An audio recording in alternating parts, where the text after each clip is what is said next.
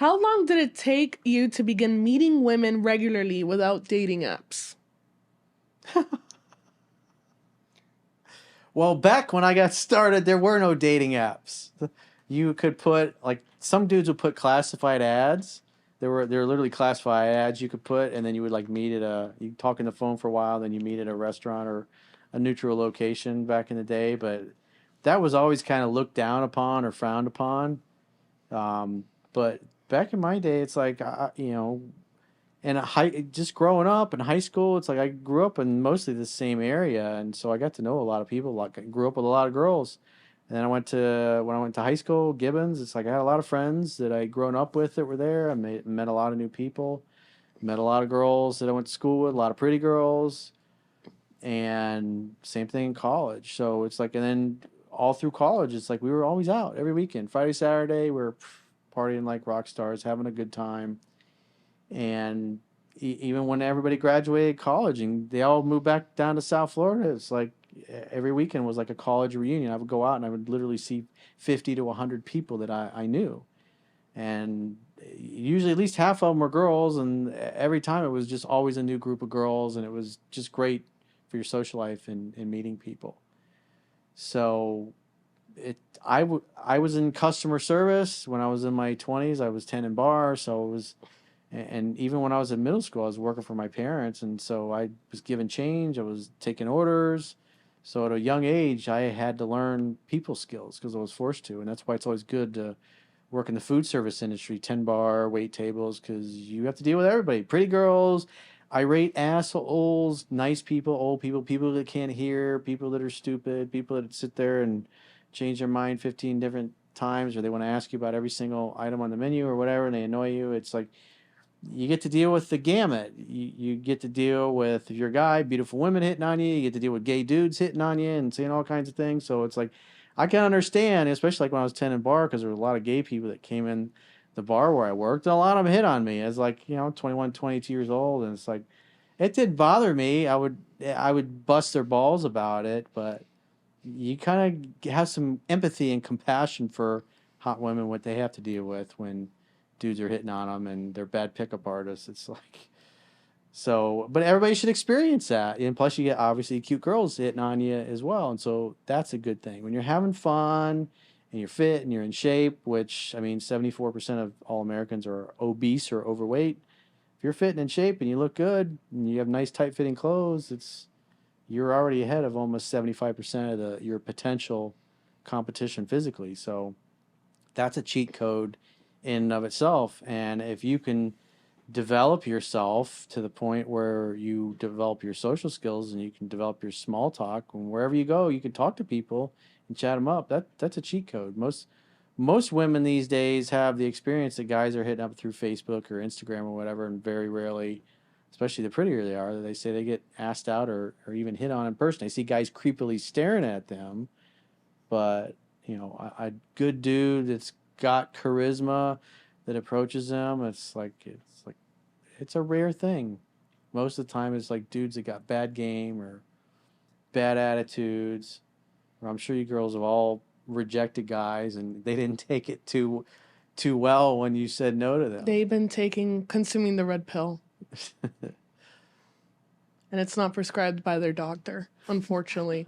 Yeah. They found it at a CVS pharmacy or a Walgreens over the counter, and they're like, "Oh, this has 50,000 IU. Sounds good."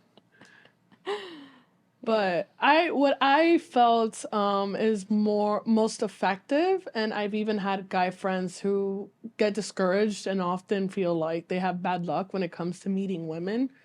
Definitely meet friends of friends, just socialize in general, because it's not just like to network and stuff, but you're just meeting people, and who knows, you might run into someone that you connect with. Mm-hmm. And meeting someone organically is so much better than just meeting someone on Tinder or Hinge or whatever. Absolutely. Yeah, like attracts like. People that like the same things tend to like each other, and that's the downside if you're a transplant or you move around a lot, is that especially if you're only in a place or a city for a year or two and then you pick up and move, it's just as you're starting to make a nice group of friends and people to socialize with, and now you're moving to another city or another country, and it's like hitting the reset button. So it can be very beneficial to grow up or live in an area for a long time, and you develop places that you like to go, you like to eat, you go into restaurants and people know you by name, you know the waiters by name. If you even if you're going there by yourself and all 10 of the people that work there come up to you, say hello, they're gonna be pretty girls at the next table. You seem like the mayor. That gives you social proof, even though you're sitting there by yourself. And that all comes as a result of losing yourself in your hobbies, your interests, the things you love doing for fun. If you're into golfing, be hanging out at the country club all the time. If you're into yachting and boating, you hang out at the yacht club all the time. If you love hanging out at the beach, you join a beach club. There's all kind. If you love shooting and hunting, just go, like whenever I go down to the outdoor gun range in Homestead, I always see people that I know down there, friends of mine, dudes I've trained with, and it's a great environment. People who like the same things tend to like each other, and things I love about people who are in the gun community is they're typically family oriented, high character, high integrity type of people that are family oriented. And you could all of us can always use good family oriented, high character, high integrity people in our lives. So that's why it's important to have a great social life full of activities that you love and enjoy. And also it's I mean, you kind of have to pay attention to signs or opportunities. So say you're someone that isn't like too big when it comes to parties, or you just have like that social anxiety or whatever the case may be. If your friend's inviting you to a party, muster up the courage and actually go to that party, because you don't know who you're going to meet. Or muster up the courage to go to, I don't know, like some salsa night You got to get out of somewhere. the house. You got to socialize and mingle with people that like the same things. Some people like, bar hopping. Some people like going to clubs. But most people, most men and women typically meet just as a side effect of living their social life. It's like like attracts like. People that like the same things tend to like each other, and there'll be all these tangential relationships. That was what was great about growing up in South Florida and going to school down here. Is like I could go out to a bar and run into somebody I went to middle school with or I went to elementary school with, and we always would run into each other. Maybe live in the same neighborhood, and then you would run into them, and they'd be out with their group of friends. There'd be girls attached to them, and you have a lot in common because you know each other, and it's real easy to strike up a conversation, especially when somebody's introducing you. You automatically have social proof. You're automatically seen as a guy that's safe because you have social proof and they're a similar group of friends. And if the people around them already like you, they're going to be inclined to like you. And it makes things way easier. It's just like in business, when you have a referral or a customer that comes from referrals, they're already pre-sold on you because their friend already, in essence, vouched for you. So social proof is a big thing. So anything you can do to support that, lose yourself in your hobbies and your interests, and be there all the time, be the guy that's hanging out at the yacht club all the time. You're gonna get to know everybody in there, and they'll introduce you to other people. You'll make other friends, or the country club, same thing. That's why go lose yourself in your hobbies, your interests. If you're a gym rat, you love hanging out at certain types of gyms where muscleheads or meatheads hang out or whatever. It's like you'll meet other guys there, or the gearheads. You'll meet other guys. You'll meet your tribe. That's you gotta get out and you gotta participate with humanity.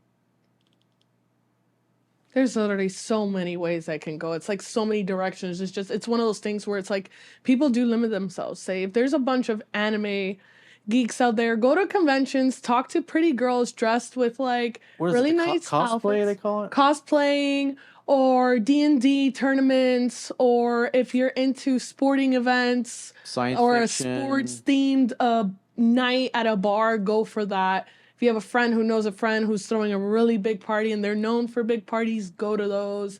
If you're into, I don't know what else, arts and crafts, go to like an arts and crafts thing.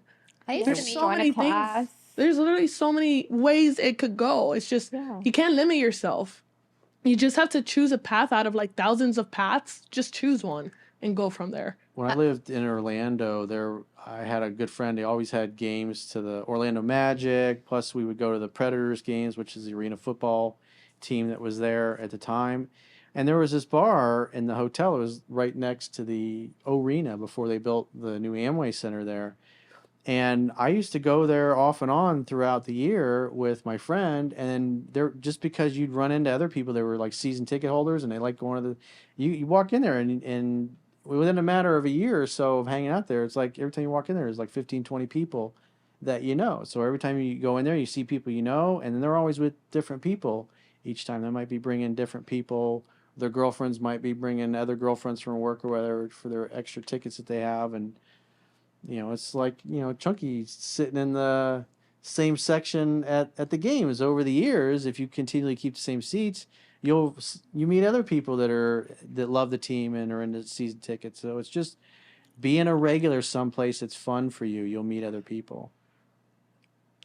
I want to do it so bad. Can I?